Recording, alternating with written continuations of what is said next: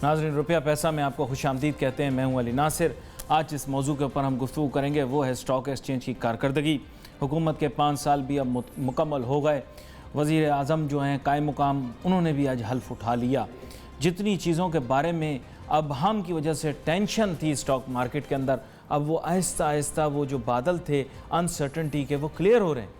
लेकिन अभी तक जो है वो स्टॉक मार्केट के अंदर कहीं दूर दूर तक ऐसी कोई उम्मीद दिखाई नहीं देती कि आगे जाकर कोई मैसिव रिकवरी दिखाई दे रही हो या आ जाए मार्केट के अंदर। क्योंकि बहुत सारे लोगों ने इस तरह की बातें की कि जनाब पहले ये इशू रिजॉल्व हो जाए कि केयर टेकर आ जाएंगे। आ गए केयर टेकर। फिर लोगों ने यह कहा कि जनाब अगर इंतखाबात का जो दिन है उसका तयन हो जाएगा तो टेंशन ख़त्म हो जाएगी। हो गई। आज मतलब ये है कि आला इदलिया की जानिब से भी और दीगर और इदारों की जानिब से भी एश्योरेंस आ चुकी है कि सब लोग जो हैं वो एक स्मूथ फंक्शनिंग इलेक्शंस को जो है फेवर करते हैं और आगे चल के स्मूथ इलेक्शंस जो हैं टेक प्लेस करेंगे उसी डेट के ऊपर जिस दिन का उन्होंने पहले से तयन कर दिया है। तो इसके बाद मेरे ख्याल से अब कोई शक व शुबात बाकी नहीं है कि बेवजह की टेंशन ली जाए। बहुत अरसे से मैं देखता आ रहा हूँ कि स्टॉक मार्केट वाले जो हैं वो लामंतकी बातें करते हैं। In order to predict the market हमें अंडरस्टैंड करना है कि हमें ग्राउंड रूल्स को डिफ़ाइन करना पड़ेगा और अंडरस्टैंड करना पड़ेगा कि लामंतकी चीज़ों का मंतक के साथ कोई मेल जोल बनाना ये बज़ाते ख़ुद जो है एक अनअंडरस्टैंडेबल सी चीज़ है। यानी टू मेक एवरीथिंग सिंपल, इस तरह की बातें करना जिनका कोई ताल्लुक स्टॉक मार्केट से नहीं है उनको किसी न किसी तरीके से स्टॉक मार्केट की कारकर्दगी के साथ जोड़ना मेरे ख्याल से कोई सेंस नहीं बनता। खैर एनीवे, लोग जोड़ते आ रहे हैं, हम भी चूँकि ये देखते आ रहे हैं और दीगर और सहाफ़ियों की गुफ्तगू भी सुनते हैं तो परेशान होते हैं कि जनाब वाला इस इशू का रेजोल्यूशन क्या होगा। मेरे साथ अब शामिल गुफ्तगू होंगे जनाब ज़फ़र मोती साहब भी हैं, ट्रैक होल्डर भी हैं पाकिस्तान स्टॉक एक्सचेंज के। इनको वेलकम करते हैं शो में। Welcome to the show Zafar Moti साहब। थैंक यू अली भाई। ज़फ़र मोती साहब, मेरे जहन में उभरते हुए बहुत सारे सवालात हैं।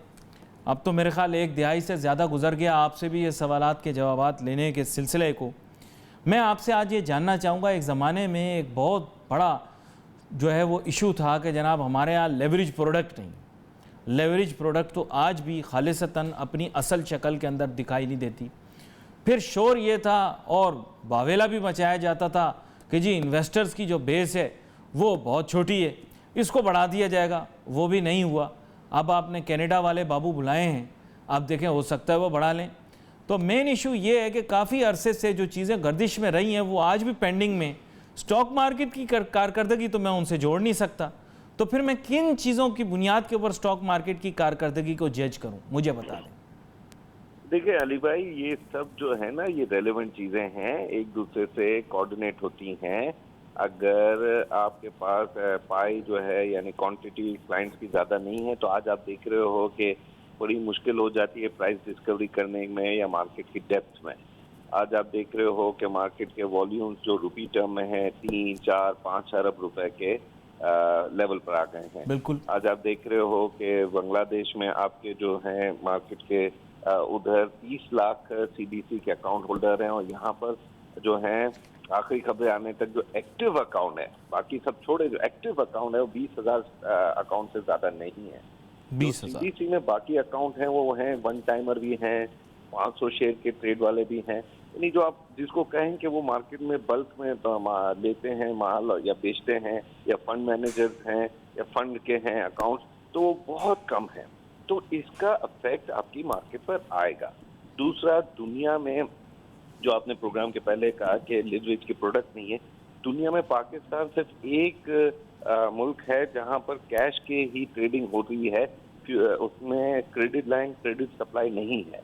तो वो जो है उसने भी डीमोटिवेट किया है। आप एक छोटा सा सर्वे आप खुद कर सकते हैं, माशाल्लाह आपने खुद कहा कि मेरे सालों से आप मेरा इंटरव्यू कर रहे हैं, तो आप देखें कि आप 32 या 35 ब्रांचें हैं हमारे स्टॉक एक्सचेंज के प्रेमिसेस के अंदर। आप एक छोटा सा प्रोग्राम करें और जाकर कहें भाई आप एज एक क्लाइंट हैं, आपने 10 लाख रुपए लाए हैं और आप चाह रहे हो कि आपको लिमिट दी जाए बैंक की तरफ से 10 लाख रुपए की, ताकि आप 20 लाख का एक छोटा सा पोर्टफोलियो बनाएं। अगर कोई भी ब्रांच का मैनेजर आपकी ये बात के लिए तैयार हो जाए तो मैं अपने ब्रोकरेज हाउस को यानी मैं रिटायर हो जाऊंगा। यानी यह इतनी बड़ी मैं आपको शर्त लगाने को तैयार हूँ क्योंकि ये सब चीजें रेलेवेंट इसलिए हो जाती हैं कि जब मार्केट घटती है ना और वॉल्यूम श्रिंक होते हैं ना, तो लोगों को पैनिक आता है, और पैनिक आता है तो वो किसी भी भाव पर बेचने को तैयार हो जाते हैं। यही वजह है कि आज आप फ्लक्चुएशन देख रहे हैं कि 800-700 पॉइंट की पर डे फ्लक्चुएशन है, जो पहले हमारे काफी दिनों में यानी पूरे हफ्ते में 600-700 पॉइंट की होती थी, आज एक दिन में हो जाती है। क्योंकि अगर कोई माल बेचने की कोशिश कर रहा है 50 लाख शेयर, तो पता चला कि 300 पॉइंट निकल। तो ये इश्यूज तो रियल हैं। अच्छा, यहाँ पर दूसरी भी एक चीज़ थी जिसके बारे में मैं आपसे बात करना चाह रहा था। एक हमारे यहाँ बड़ा शोर वावेला एक और चीज़ का भी होता है, फॉरेन इन्वेस्टर आ गए, फिप्पी लिप्पी। मुझे ये बता दें कि ये जो फिप्पी और लिप्पी हैं, ये खाली जो है ये लिप सर्विस है या हकीकतन पाकिस्तान की मार्केट में कोई फॉरेन इन्वेस्टर आ रहा है? क्योंकि अगला सवाल मैं आपसे MSCI के मुतालिक पूछूंगा। जी देखिए, फॉरेन जो है वो आते रहते हैं, एग्जिट होते हैं, इंटर करते हैं। जो बहुत ज्यादा काफी सालों से हैं वो ज्यादातर अमेरिकन बेस्ड फॉरेन फंड में हैं, जो वाया हांगकांग या सिंगापुर या पेरिस से ऑपरेट कर रहे हैं। इसमें आपने नहीं, तो ये इनविजिबल होते हैं ये, क्योंकि मैंने पड़ोसी मुल्क की एक फिल्म देखी थी बचपन में, उसमें एक अंगूठी वो पहन लेता है फिर वो गायब हो जाता है। तो क्या ये कोई मतलब ये लोग भी जो फॉरेन इन्वेस्टर हैं कोई सुलेमानी अंगूठी पहनते हैं जिसकी वजह से गायब हो जाते हैं, दिखाई नहीं देते और खाली इनके पैसे आते हैं और पैसे वापस जाते हैं? कुछ समझ नहीं आई मुझे इस बात की। नहीं दिखाई देते हैं, लेकिन वो एंट्री एग्जिट करते रहते हैं। देखिए ना, अभी आपको टेम्पल्टन या मार्क मोबियस ये आज से नहीं 10-15 साल से पाकिस्तान के अंदर इन्वेस्ट कर रहे हैं। उन्होंने आज से नहीं पिछले 15-20 साल से 2 मुल्कों के ऊपर एशिया में हाथ रखा था, एक वियतनाम और एक पाकिस्तान। आज भी फ्री फ्लोट का काफी बड़ा हिस्सा जो OGDC का है, oil and gas development company का, वो उनके हाथ में है। अब बाकी जो है वो फास्ट एंट्री और फास्ट एग्जिट करने वाले, वो तो आपको पता है कि पूरी दुनिया में मूव हो रहे होते हैं। जब हम फ्रंटियर मार्केट के इंडेक्स में थे तो डिफरेंट फंड मैनेजर थे, अब हम जब इंडेक्स में आ गए हैं इमर्जिंग मार्केट के तो उससे डिफरेंट है। फ्रंटियर में हमको ज्यादा इसलिए था कि हम वहाँ पर बड़ा स्ट्रॉन्ग उसमें स्टेक हमारा था, क्योंकि हम उन मार्केटों में सबसे बड़ी मार्केटों में से एक थे। लेकिन जब हम इमर्जिंग मार्केट के इंडेक्स में आए तो हम फिर वही 0.001 के लेवल पर आ गए, क्योंकि उसमें हमारी जो मार्केट की वो है पेड अप कैपिटल या मार्केट की जो कैपिटलाइजेशन है वो इतनी नहीं है जो इंटरनेशनल मार्केट की होती है। तो ये देखते हुए हम कई मरतबा ये सोचते हैं कि फ्रंटियर मार्केट में रहने से हमारे लिए ज्यादा अच्छा था, लेकिन उधर अगर 5 बिलियन या $US की मार्केट थी तो ये जो है इमर्जिंग मार्केट ये 500 बिलियन की है। तो वो हमें पाए का हिस्सा छोटा मिल रहा है, लेकिन उधर के जो फंड मैनेजर हैं वो ज्यादा है। To be very frank Zafar Moti साहब, जिस दिन से ये MSCI, वैसे मैं जो हूँ वो सुपरस्टिशन में बिलीव नहीं करता, ना ही कोई नहुसत का तस्वुर मेरे जहन में आता है, लेकिन जिस दिन से MSCI की बात की है उस दिन से मार्केट मुस्तकिल नीचे की जानिब जा रही है। और हमारे यहाँ मेरे ख्याल से कहते हैं ना कि people literally broke the record and there was blood on the dance floor, कि लोग जो है वो नाच नाच के ज़ख्मी हो गए। उन्होंने इतना नाचा MSCI के ऊपर, और आज MSCI का हासिल होने के बाद कुछ पाकिस्तान की स्टॉक मार्केट को नहीं मिल रहा। ये एक बहुत ही अचंभे की बात है। उसका बहुत इजी आंसर है कि आप MSCI को ब्लेम ना करें, आप अपने मुल्क के हालात को ब्लेम करें। आप देखें आपके पाकिस्तान के रुपये का क्या हाल हुआ है। वो जो कहते थे पहले कि पैसा क्या हाथ का महल है, तो मैं आजकल हंसता हूँ कि ये डॉलर के सामने तो महल ही बन गया है। अब आप देखो कि आपके पैसे कितने चढ़ गए हैं। आप देखें कि आपकी जो इंडस्ट्री है वो अभी भी किक स्टार्ट बोल रहे हैं, अभी तक कुछ नहीं हुआ। 5 बड़े ऑर्गेनाइजेशन जो हैं आपका पूरा टैक्स का जो पैसा आता है वो खा जाते हैं। Pakistan steel, PIA, Pakistan railway, ये सब आपके सामने, उनकी प्राइवेटाइजेशन नहीं हो रही है। फिर जो टीवी पर आप देख रहे हैं कि हमारे आपके जो बिजनेस के प्रोग्राम है वो कोई नहीं देख रहा। ये झगड़े फसाद के प्रोग्राम देख रहे हैं कि उसने उसको थप्पड़ मारा, न उसने उसके बाल खींचे, न उसने उसको गाली दी, उसने उसको जूता दिखाया। ये फिर आप MSCI को ये कैसे ब्लेम कर सकते हैं? भाई मैं एक तो आपसे चीज़ पूछना चाहता हूँ कि ये हमारे जो स्टॉक मार्केट वाले सो कॉल्ड बाबूज हैं, सूट टाई लगाने वाले, आपने इनको देखा होगा, ये अमूमन अपनी रिसर्च रिपोर्ट शाया करते हैं, तो इनसे ज़रा यही सवाल पूछा जाए ना, अभी आपने किया है कि जी डॉलर के आगे रुपये की वैल्यू जो है वो बहुत ज़्यादा नीचे की जानिब चली गई, ये रुपये डिवैल्यू हो चुका है।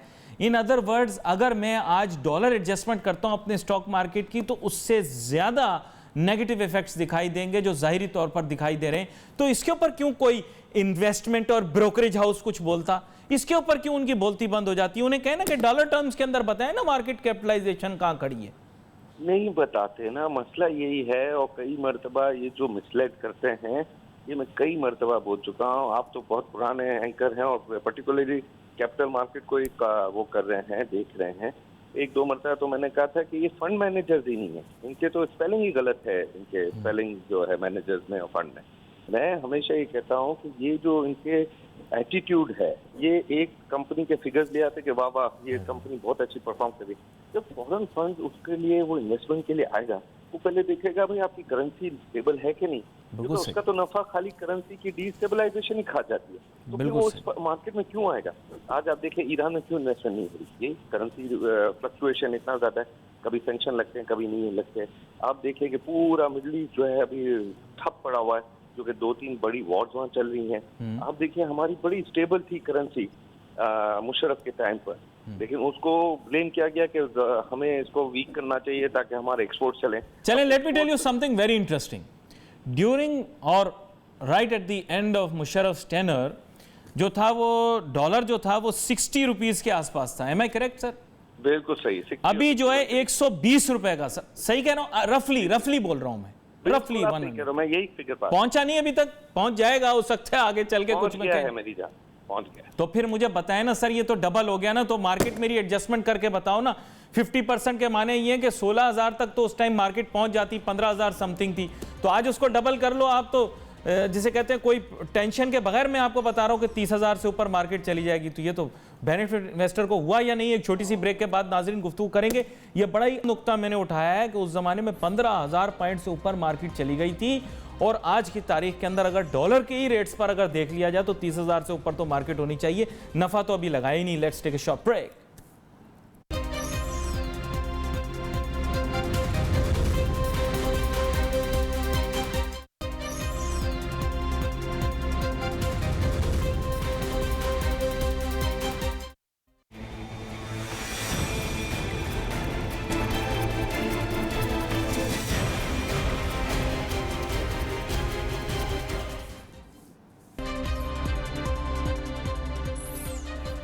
नाज़रीन welcome back after the break. गुफ्तगू हमारी जारी है। बात कर रहे हैं हम स्टॉक एक्सचेंज की कारकर्दगी के मुतालिक, और ब्रेक पे जाने से पहले ज़फ़र मोती साहब के साथ गुफ्तगू हो रही थी और मैंने उनसे ये सवाल पूछा कि जनाब वाला मुझे ये बताएं कि अगर 15,000 पॉइंट से ऊपर मार्केट चली गई थी 2008 में, जब मुशर्रफ साहब का दौर था, ज़ाहिर बात है he was out going president at the time, लेकिन यह है कि अब से तब तक अगर सिर्फ डॉलर एडजस्टेड बात कर लें, तब था डॉलर 60 रुपये का, अब है डॉलर तकरीबन नज़दीक है 120 के, ये डबल हो गया। अब यहाँ पर अगर देखा जाए तो 15,000 की मार्केट, तब अगर 15,000 से ज़्यादा की मार्केट थी, अब 30,000 की मार्केट तो सीधी सीधी बन गई। अब उसके ऊपर मुनाफा लगाया, आज 42,000 के आसपास मार्केट है। तो यहाँ पर ज़फ़र मोती साहब मुझे ये बता दें, ये तो आपके बड़े कैलकुलेशन करने वाले जीनियसेस ये बताते हैं कि हमारे मार्केट ने नेट रिटर्न इतना दिया, हमारे मार्केट ने नेट रिटर्न इतना दिया। मेरी कैलकुलेशन के मुताबिक तो आपकी मार्केट ने शायद 5% या 10% से कम रिटर्न दिया होगा, 5% और 10% के दरमियान कहीं दिया होगा, आई डोंट नो। मैं आपसे जानना चाहता हूँ। देखिए अभी भाई आपकी बात सही है, और इसीलिए हम कह रहे थे, हर जगह कहते थे कि डॉलर रुपये की जो पैरिटी है ना, उसको स्टेबल रखना जरूरी है अगर आपको फॉरेन फंड्स को कैपिटल मार्केट में लाना है। क्योंकि फॉरेन फंड्स है ना, जिधर करेंसियां उछल कूद करती हैं, वहां से वो भी उछल कूद करते हुए निकल जाते हैं, और फिर वो जो आप कह रहे हैं ना, blood on the dance floor रह जाता है। जी बिल्कुल। Blood on the dance floor जो है वो हमारा जो आउटक्राई का जो हॉल था उसमें रह जाता है, क्योंकि स्मॉल इन्वेस्टर्स, लोकल फंड्स और लोकल जो हाई एंड के इन्वेस्टर्स हैं उनके हाथ में माल रह जाता है। तो जब भी आप करेंसी को बहा देने के लेवल पर ले जाओगे, जब आपकी करेंसी नेपाल, श्रीलंका, भूटान, बांग्लादेश, इंडिया यानी पूरे सार्क में सबसे वर्स्ट हो जाए, तो आप किस तरह फॉरेन फंड्स को इस तरफ एक्टिव करने, इस तरफ लाने के लिए मेहनत कर सकते हो?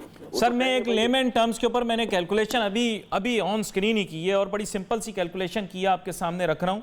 अगर मैं डॉलर एडजस्टेड रिटर्न के ऊपर सिर्फ 10% भी रिटर्न हर साल का पाकिस्तानी स्टॉक मार्केट का निकालता हूं, आज की तारीख में बात कर रहा हूं, अगर मैं गोरा हूं और मैं फ्यूचर वैल्यू प्रेजेंट वैल्यू के फॉर्मूले के तहत निकालता हूं, तो इस वक्त अगर मार्केट 10% भी दे रही होती तो इस वक्त मार्केट 77,000 से ऊपर होनी चाहिए थी।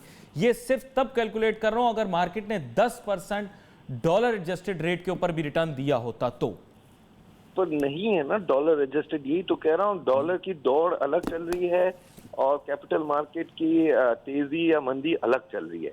जब आप ये सिस्टम समझेंगे और स्टेट बैंक ये समझेगा कि डॉलर को स्टेबल रखना है, जब इसाक डार साहब ने कहा था कि ट्रिपल डिजिट से डबल डिजिट पर ले आएंगे, तो हमें ये हो गया था कि अगर ये डॉलर स्टेबल रहेगा तो आपने देखा कि एक हाई एंड पर 52,000 के लेवल को क्रॉस कर गई मार्केट कर दी थी। लेकिन जब ये इन्होंने कह दिया कि भाई हमारी तो करेंसी इतनी वर्थ नहीं है, हमें IMF की तरफ से प्रेशर है कि हम इसको वीक करें, हमारे एक्सपोर्टर्स जो हैं वो हमें ताना दे रहे हैं कि वीक करें, तो ये अगर वो एक्सपोर्टर से वीक करेंसी की वजह से अगर नफा कमा रहे हैं तो मैं क्या कहूँ कि इससे अच्छा वो ना कमाए।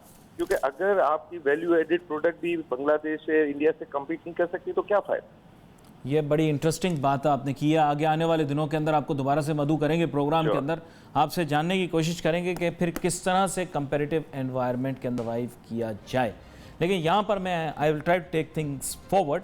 मैं यहाँ पर यह भी जानना चाहूँगा बहुत ही अहम चीज़, वो ये है कि अगर डॉलर एडजस्टेड नहीं है तो फिर ये रेट ऑफ रिटर्न्स कैसे कैलकुलेट कर रहे हैं म्यूचुअल फंड्स और funds managers, so called babus, और इंग्लिश के अंदर अपनी प्रेजेंटेशंस देने वाले, पावर पॉइंट की कमर तोड़ने वाले और कंप्यूटरों को लाते मारने वाले लोग जो हैं, उनसे मैं जानना चाहता हूं कि आपने फिर कहां से पढ़ा है। अगर आपको इस तक नहीं पता, इस तक की बात नहीं पता कि फॉरेन इन्वेस्टर और ग्लोबल इन्वेस्टर डॉलर टर्म्स के अंदर आपके मार्केट को मेजर कर रहा है, डॉलर टर्म्स के अंदर आपकी मार्केट की जो मार्केट कैपिटलाइजेशन है उसको जज कर रहा है, तो आप मुझे बताएं कि फिर आप किस सतह पर खड़े हुए हैं। क्या ये इंटेलेक्चुअल क्राइम नहीं है कि सरमायाकारों को गलत और फर्स्ट फिगर्स की बुनियाद के ऊपर इन्वेस्टमेंट मार्केट और कैपिटल मार्केट के अंदर और फाइनेंशियल मार्केट के अंदर ल्योर करके लाना और फिर उनका माशी नुकसान करना? क्या इसका एहतसाब होगा? चली गई गवर्नमेंट, अब चली गई, अब अच्छी मीठी बातें करने वाले भी उनके साथ ही गए। ये सारा सिलसिला अब सिमट चुका है, लिपट चुका है। ये बिसात अब जो है एक तरह से लपेटी जा चुकी है। यहाँ तो ओहदे के ऊपर, कुर्सी के ऊपर बंदा ना रहे, अगले दिन लोगों के तेवर तब्दील हो जाते हैं। अब कल तक के इनकी जू हुजूरी करने वाले लोग अब क्या कहेंगे इसके बारे में तो आगे चल के पता लगेगा।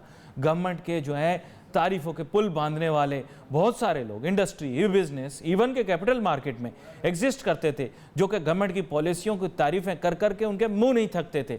अब पूछूंगा उनसे कि सरमायाकारों को किस तरह से फेस करेंगे।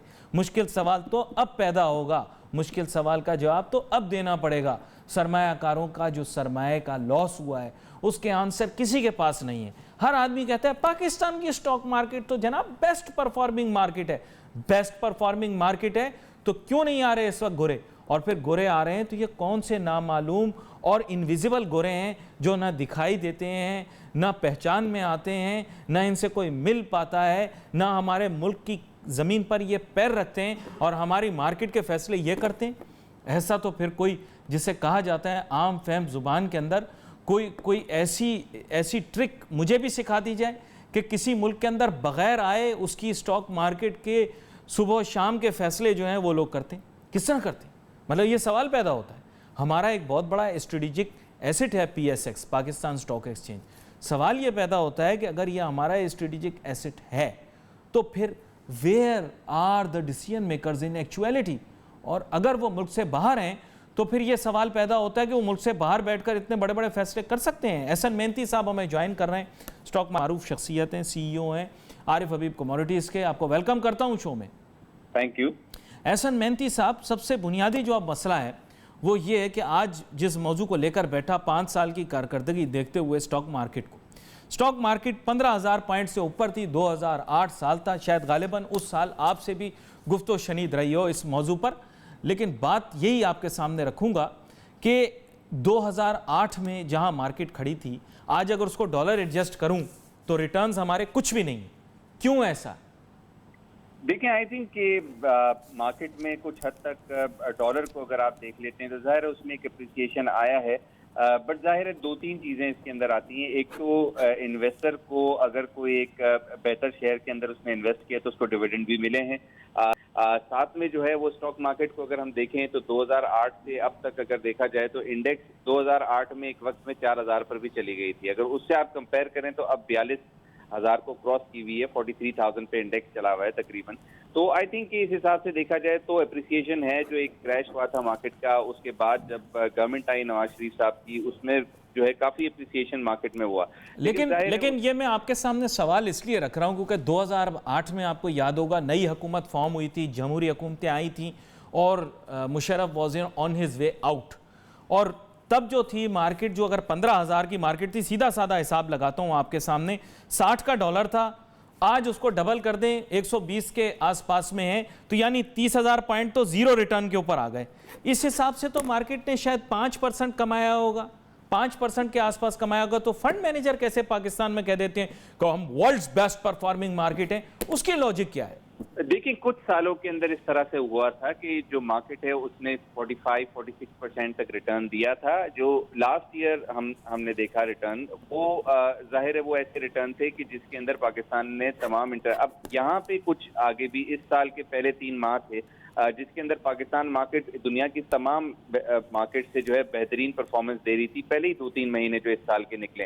लेकिन जाहिर है उसके बाद जब हमने देखा कि जो नवाज शरीफ साहब के अगेंस्ट में, एक्स प्राइम मिनिस्टर के अगेंस्ट में जो चीजें चली, उसके साथ पॉलिटिकल एनवायरनमेंट हमारी, उसकी पॉलिटिकल नॉइज बढ़ी, उसमें मार्केट गिरी और फिर रुपी डिवैल्यूएशन भी 10% हमने देख लिया। तो आई थिंक कि हमें जो है वो अगर पूरा टेनोर हम देखते हैं तो उसमें कंसर्न्स रहे कि भाई 60 से डॉलर जो है वो अब हम देख रहे हैं कि 120 की तरफ। तो आई थिंक इस हिसाब से आप बात सही कर रहे हैं, लेकिन बीच में कुछ साल ऐसे निकले थे जिसमें अगर हम कंसेक्यूटिवली देखें तो डॉलर थमा रहा था और पाकिस्तान की जो मार्केट है उसकी 46% तक जो है एप्रिसिएशन थी सन 2017 के अंदर। अच्छा, यहाँ पर एक और सवाल भी पैदा होता है। कल मुझे एक मारूफ स्टॉक ब्रोकर ने एक पैगाम भेजा कि जनाब पाकिस्तान की मार्केट का डिविडेंड यील्ड बहुत अच्छा है और शायद गालिबन किसी बैनुल-अक़वामी इदारे ने ये लिखा है कि 5% से ज़्यादा है।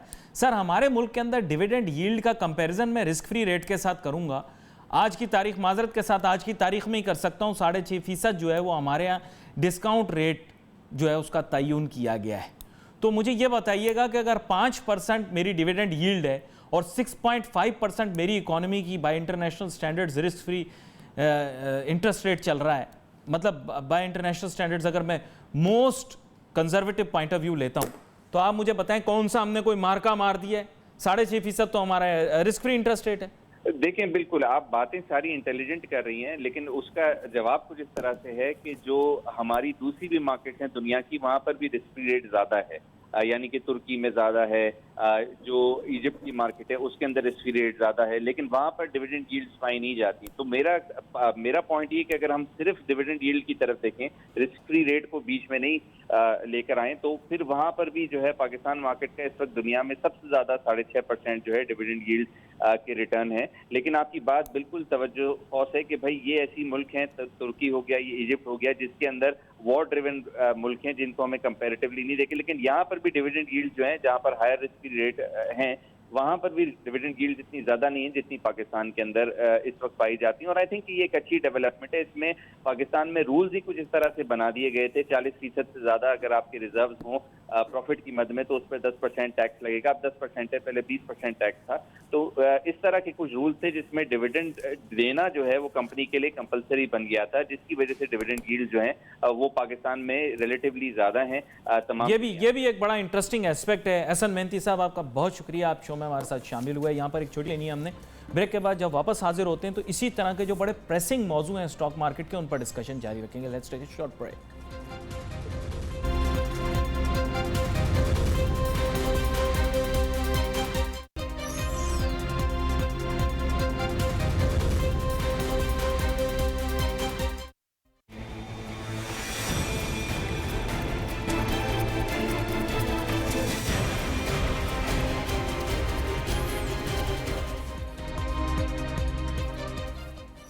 नाज़रीन, वेलकम बैक आफ्टर ब्रेक। गुफ्तगू हमारी जारी है, बात करें हम स्टॉक मार्केट की कारकर्दगी के मुतालिक और यही जानना चाह रहे हैं कि जनाब वाला हमारी स्टॉक एक्सचेंज जो है वो आखिर क्यों भरपूर तरीके से रिकवर नहीं कर पा रही। बहुत दफ़ा प्रोग्रामों के अंदर माजी में भी ये बात की कि साइंटिफिक बातें तो बहुत सारी करने वाली, लेकिन अगर साइंटिफिक ग्राउंड्स के ऊपर बात करनी है तो फिर करें साइंटिफिक ग्राउंड्स के ऊपर बात, फिर ये बात करें कि आज हमारी मार्केट का रिटर्न दरअसल है कितना। क्या हमारे मार्केट के अंदर कोई ग्रोथ हुई भी या नहीं हुई।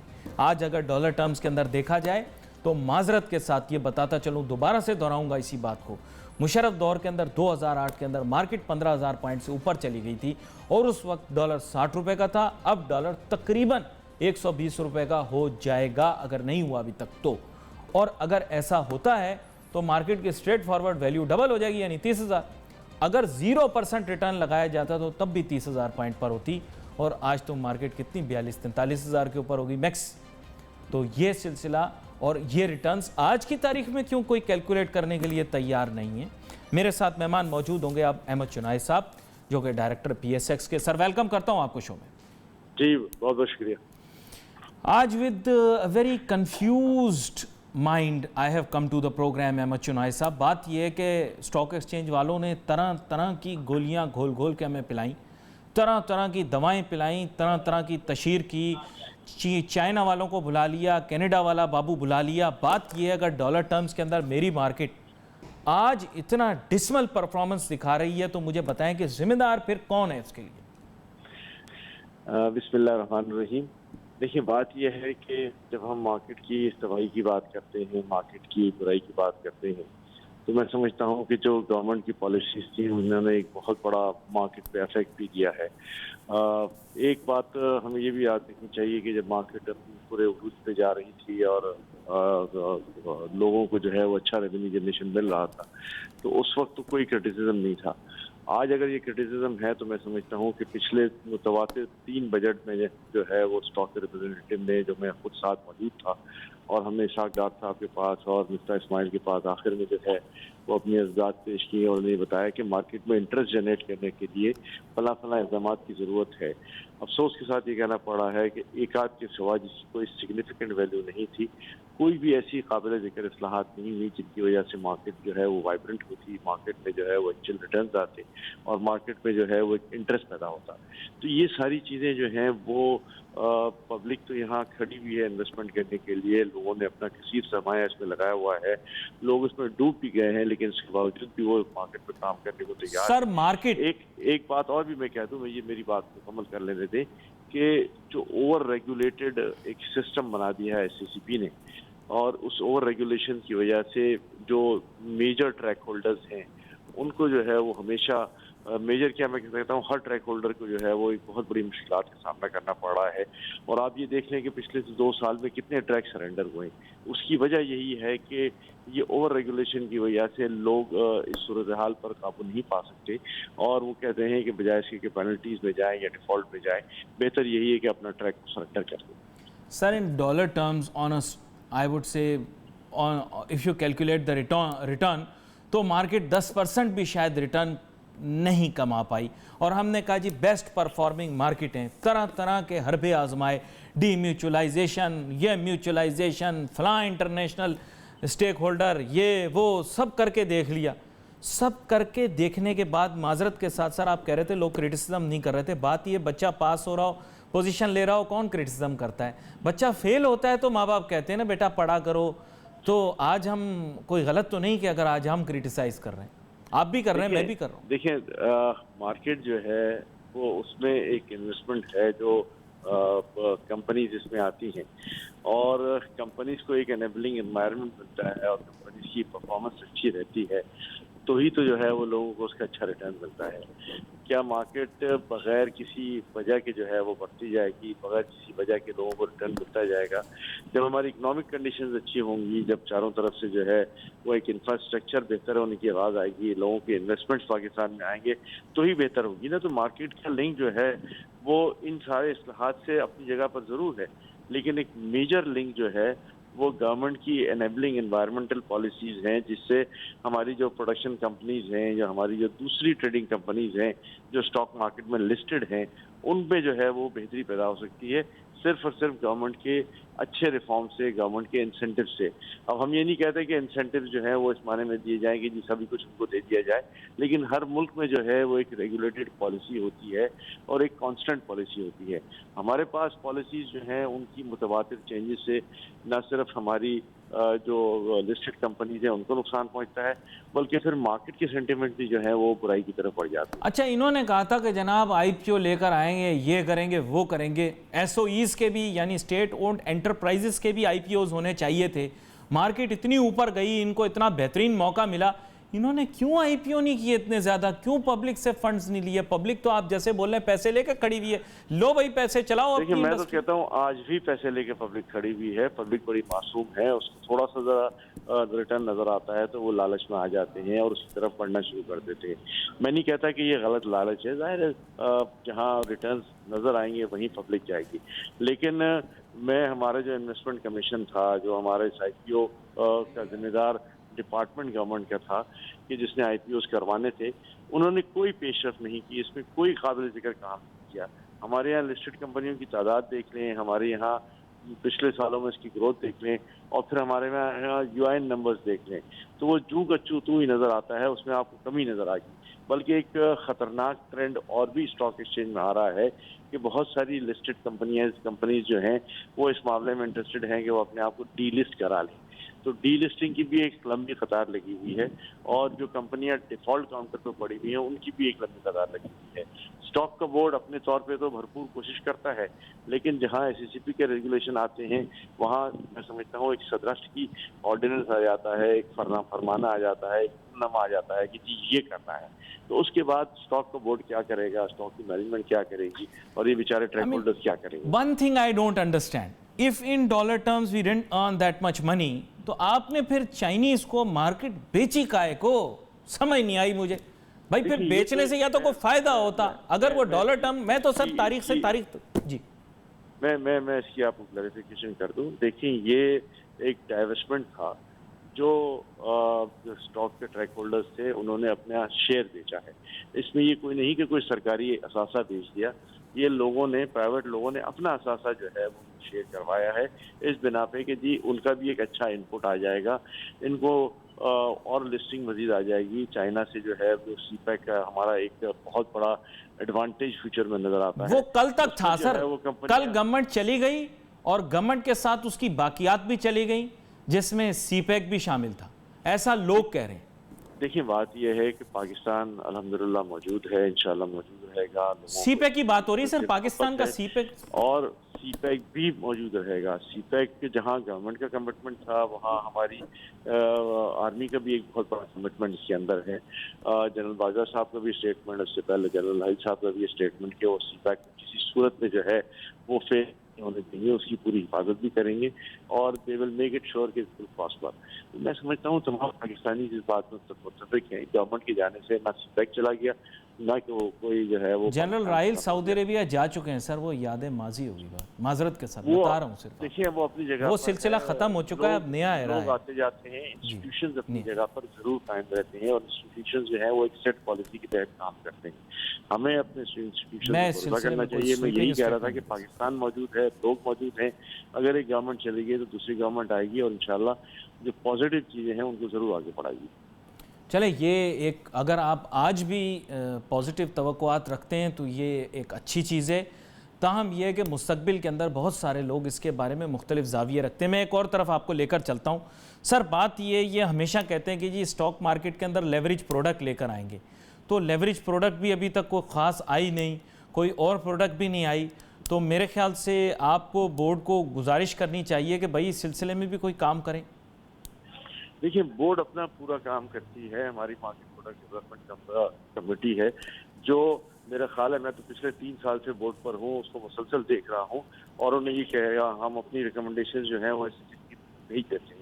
एसएससीपी का काम है कि उसका अप्रूवल दे। अगर एसएससीपी की तरफ से अप्रूवल नहीं आती और उनका काम जो है वो एक सरकारी दफातर की जिम्मत बना हुआ होता है तो फिर इसके बाद मैं समझता हूँ कि ये इल्ज़ाम हम पे नहीं देना चाहिए। ये इल्ज़ाम जो है हमारे रेगुलेटर्स को देना चाहिए कि उन्होंने जो है वो जो भी प्रोडक्ट्स आती हैं उसको एक्सपीडाइट करके मार्केट में उसको नाफिजुल अमल करवाना चाहिए।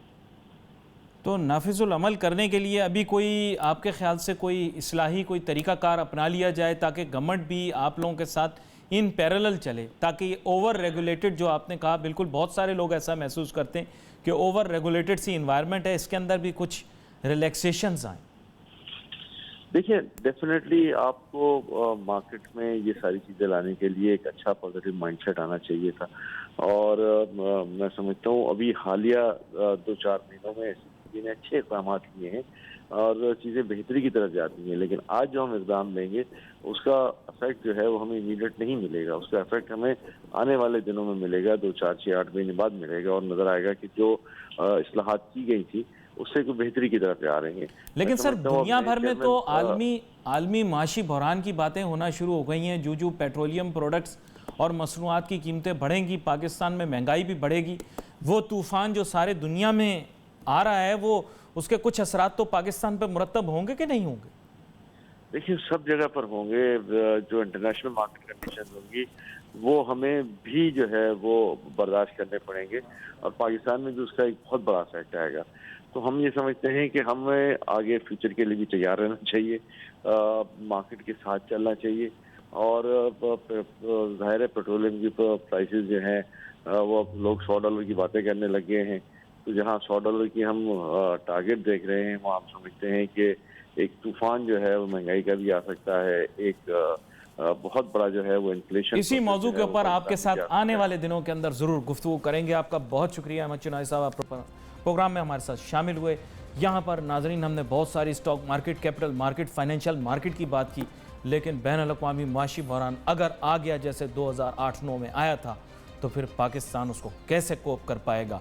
और हाई एंड प्राइसेस चली गई पेट्रोलियम प्रोडक्ट्स की और पर बैरल प्राइस अगर $100 से तजावुज़ कर जाती है तो पाकिस्तान की मईशत किस सम्त में जाएगी, इसके बारे में बात करेंगे। We wait for your message on Facebook. यहाँ पे अली नासिर हमारी टीम को इजाज़त दीजिए। अल्लाह हाफ़िज़।